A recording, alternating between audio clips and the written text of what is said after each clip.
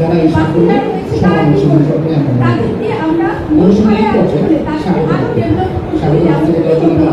সবাই নিয়ে এগিয়ে হবে।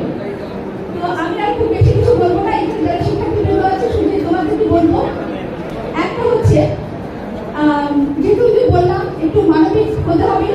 তুমি যখন ভালো রেজাল্ট করেছো, তোমার পাশে যে আছে, তোমার পাশে যে শিক্ষার্থী, তোমার বন্ধু হতে পারে, তোমার সহপাঠী হতে পারে, আছে না অনেকে দেখতে হয়তো বুঝতে পারছে না, তাকে তুমি একটু হেল্প করবে। তার পড়াটা কিভাবে একটু বোঝানো যায়, তাকে কিভাবে তোমার মতো করা যায়, একটু হেল্প করবে। ঠিক আছে, হয়তো একটু ভালো কথা, তোমার একটু ভালো কথা, তোমার একটি মানে ভালো কাজ অনেক কিছু চেঞ্জ করে দিবে।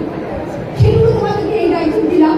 বড় হয়ে তোমরা বলতে পারবে যে একজন হলেও আমি চেষ্টা করেছি, আমি পেরেছি, তাকে তার সাফল্যের জন্য চেষ্টা করেছি।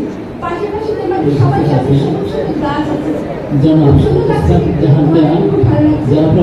এই গাছ তোমাদেরকে শুধু এই গাছটা প্রত্যেককে বলবো জীবনে অন্তত একটা করে হলেও শুধু গাছ লাগানো না, এই গাছটা আমি বাঁচাতে পেরেছি, সেই গাছটা বৃক্ষ হয়েছে, সেই পর্যন্ত তোমাদের চেষ্টা করে কেন থাকবে।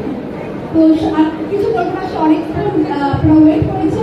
আমি ধন্যবাদ জানাচ্ছি আজকের এই আয়োজনের সভাপতি, এই আয়োজনের উদ্যোক্তা নরসিংদী সদর উপজেলার নির্বাহী অফিসারকে এই চমৎকার আয়োজন করার জন্য। কারণ এই শিক্ষার্থীরা আমাদের ভবিষ্যৎ, তাদেরকে এই উৎসাহটা আমরা এখানে বুঝতে পারছি।